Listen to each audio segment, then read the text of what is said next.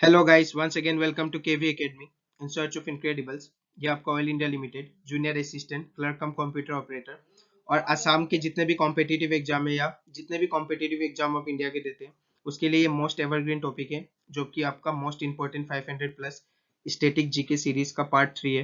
इससे पहले आपको मैंने दो टॉपिक कराए, तो उन्हें जाके देखिए, बहुत इंपॉर्टेंट है एग्जाम पर्सपेक्टिव से। तो स्टार्ट करते हैं आज का video. Today's first question is question number 1। Vikram Sarabhai Space Center is an important research institute situated in India। तो ये कौन से स्टेट में सिचुएटेड है? पहला ऑप्शन है आपका Sriharikota, second is Thiruvananthapuram, third is Bengaluru and the fourth is Chennai. तो ये आपका सिचुएटेड है तिरुवनंतपुरम में, और इसका स्टेट आपका है केरला। आपको ध्यान रखना है, केरला स्टेट में तिरुवनंतपुरम आपका पड़ता है। उसके बाद ये आपका जो स्पेस रिसर्च सेंटर है वो आपका इसरो का जितना भी मिसाइल लॉन्च होता है उसके लिए आपका यहाँ पे जितना भी मिसाइल होता है इधर ही लॉन्च करते हैं इसरो का। तो आपको इसरो के बारे में भी पता रखना है कि इसरो के हेड कौन है हमारे। तो हमारे इसरो के हेड है के सिवान। आपको ये नाम याद रखना है, बहुत बार एग्जाम में पूछा जाता है। के Siwan is the head of ISRO. साथ में ये कब सिचुएट किया गया था, कब इसका गठन हुआ था? तो इसका गठन हुआ था आपका 1969 में। आपको ये भी ध्यान रखना है। तो क्वेश्चन नंबर 1 का करेक्ट आंसर होगा option number 2। Next question 2। What does A stand for? For in TRAI, a statutory body set up by the government of India। ये जो statutory body होता है तो उसमें A क्या चीज के लिए स्टैंड करता है? तो ये आपका जो ट्राई है इसका फुल फॉर्म होता है आपका टेलीकॉम। ये टेलीकॉम से रिलेटेड है, तो ये टेलीकॉम रेगुलेटरी बॉडी है आपका इंडिया का। यहीं से टेलीकॉम को रेगुलेट किया जाता है। टेलीकॉम रेगुलेटरी बॉडी है, telecom regulatory body authority of India, इसे हम बोलते हैं telecom regulatory authority of India. तो आपको ध्यान रखना है इसका फुल फॉर्म, अगर इसका फुल फॉर्म याद है तो ए किस लिए स्टैंड है आपको पता चल जाएगा। ऑथोरिटी ऑफ इंडिया, मैंने यहाँ पे इसका फुल फॉर्म लिख दिया है, शॉर्ट फॉर्म में यहाँ पे लिख देता हूँ, ऑफ इंडिया, IND। ठीक है, बाकी आप समझ जाएंगे यहाँ से। ठीक है, तो इसका पहला ऑप्शन है association, second is authority, third is Asian and fourth is area. तो इसका करेक्ट आंसर होगा ऑथोरिटी। और ये कब स्टेब्लिश किया गया था? तो ये telecom regulatory authority of India act के तहत 1997 में आपका आया था हमारे इंडिया में। तो 1997 ये भी पूछा जाता है, आपको ध्यान रखना है। Next question, question number 3। This was the first National Academy of Arts set up by the Republic of India in 1952। पहला ऑप्शन है संगीत नाटक एकेडमी, सेकंड इज ललित कला एकेडमी, थर्ड इज साहित्य academy and the fourth is national school of drama.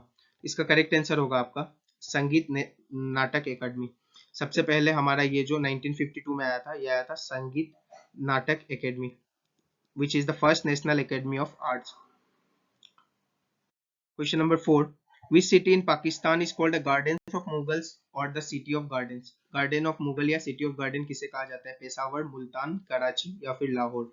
इसका correct answer होगा Lahore. Lahore is called the Gardens of the Mughals या City of Gardens in Pakistan। Next question, question number 5। Who was the first Indian to cross the English Channel? पहले Indian कौन है जिन्होंने English Channel को cross किया था? Very important question from exam perspective. पहला option है इसका Mihir Sen, second is Sachin Nag, third is Birdawal Khade and the fourth is Sufiyan Sheikh. इसका करेक्ट आंसर होगा आपका Mihir Sen. Mihir Sen was the first person to cross the English channel from India. Next question number 6।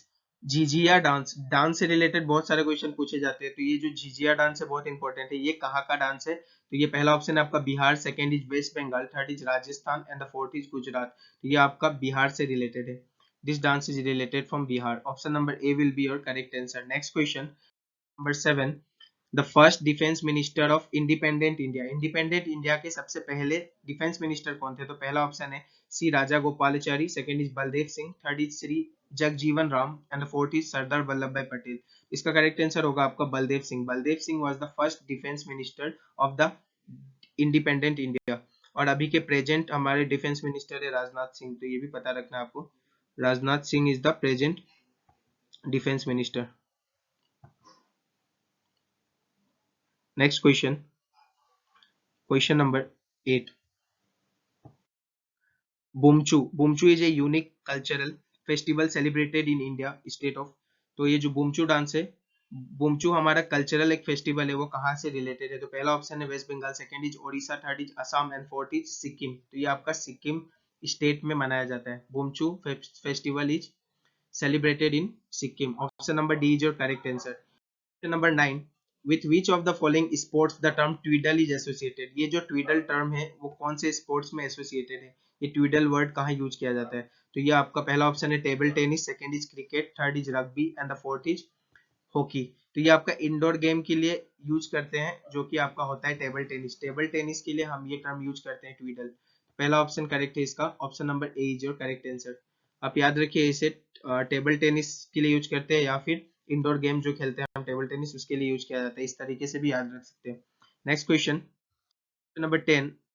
Who among the following wrote the book wise and otherwise? बहुत बार पूछा गया है, बहुत famous book है ये, वाइज और अदरवाइज।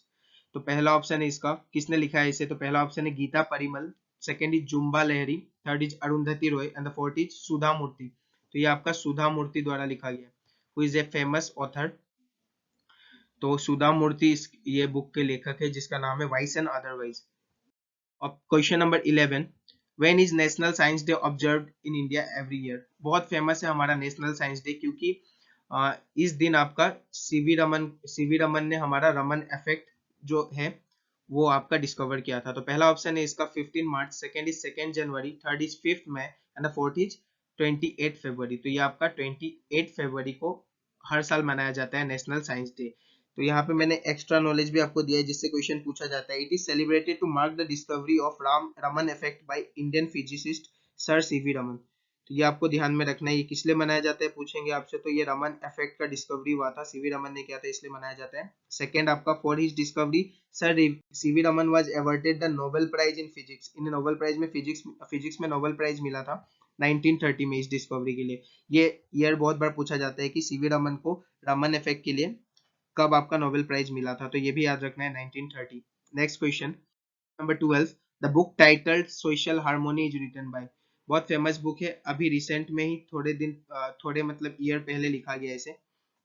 तो आपका पहला ऑप्शन है इसका Lal Krishna Advani, second is Narendra Modi, third is Shyama Prasad Mukherjee and the fourth is Atal Bihari Vajpayee. तो ये आपका जो बुक है सोशल हार्मोनी, ये नरेंद्र मोदी ने लिखा है।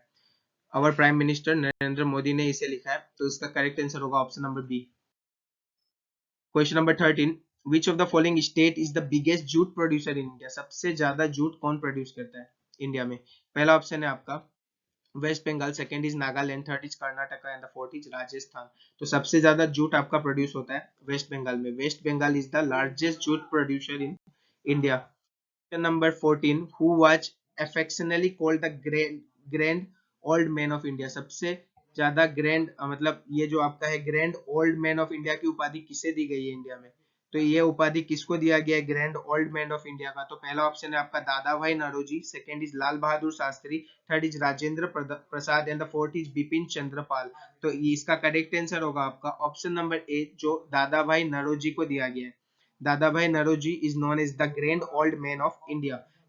Question number 15. Which country houses the headquarter of the intergovernmental organization, the International Bureau of Weight and Measure? ये जो International Bureau of Weight और Measures है, जो इंटर गवर्नमेंटल ऑर्गेनाइजेशन, ये कहाँ सिचुएटेड है? तो पहला ऑप्शन है Australia, second is Belgium, third is Switzerland and the fourth is France. तो इसका करेक्ट आंसर होगा option number D, it is situated in France. तो ये आज का बेस्ट 15 क्वेश्चंस था आपका। और मेरे वीडियो में जितने भी कंप्यूटर के क्वेश्चन है जाके उन्हें देखिए, बहुत इंपॉर्टेंट है आपका ऑयल इंडिया लिमिटेड के लिए। और जितने भी जीके प्लस जीएस के वीडियो है सबको खत्म कीजिए। जीके प्लस जीएस के वीडियो का भी प्लेलिस्ट आपको डिस्क्रिप्शन बॉक्स में मिल जाएगा। और जिन्होंने भी चैनल को अभी तक लाइक या सब्सक्राइब नहीं किया, चैनल को लाइक और सब्सक्राइब करें। और साथ ही जो मैथ्स का जितना भी कंटेंट मैंने दिया है आपको चैनल में, वो सभी बहुत ही इंपॉर्टेंट है, क्योंकि उसमें मिसलिनियस क्वेश्चन कराया है मैंने। And thank you for your love and support. मिलते हैं अगले क्लास में। Thank you guys.